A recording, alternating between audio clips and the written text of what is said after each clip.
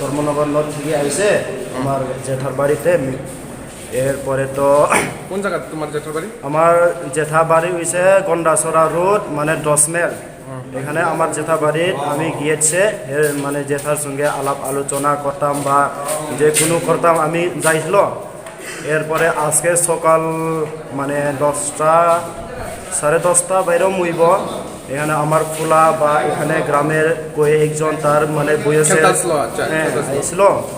এখানে তারা খেলাধুলা করছিল। তে একটা ভাই আইসে মানে গন্ডাছড়ার মানে আমবাসা থেকে একটা ভাই আইসে। হে ভাইটা হইল গিয়া মানে রেস্টে তারা গেছে, ভাইটা রেস্টে গেছে। এরপরে ফুলাফান তো হেরা তো খেয়াল নাই, হ্যাঁ আগে তারা তো ক্রস করিয়া দিব গা, তারা ক্রস করিয়া দিব। এরপরে এখানে তো লাগি গেছে, ভাই দিয়া পুরা লাগি গেছে, অবস্থা শেষ।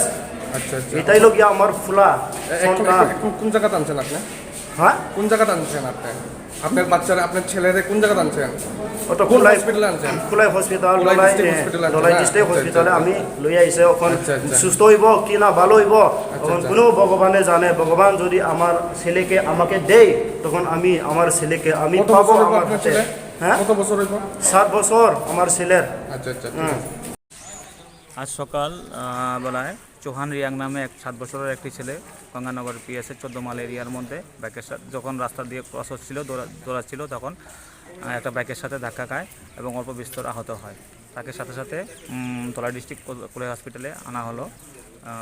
তার চিকিৎসা হচ্ছে, তার সিটি স্ক্যান হলো।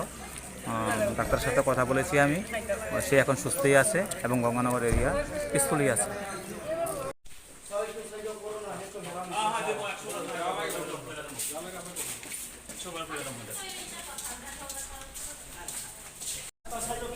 গঙ্গানগর তো উমো বাতের মেলা বাইক খাইমো।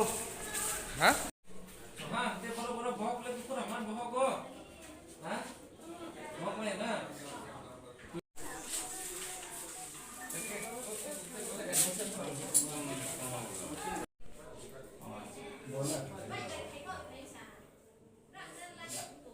বাবু সাউনা সানাইলে বাবু সাউই সাই বাবু সাউতা ক্লিতা লাচিরে বাবু।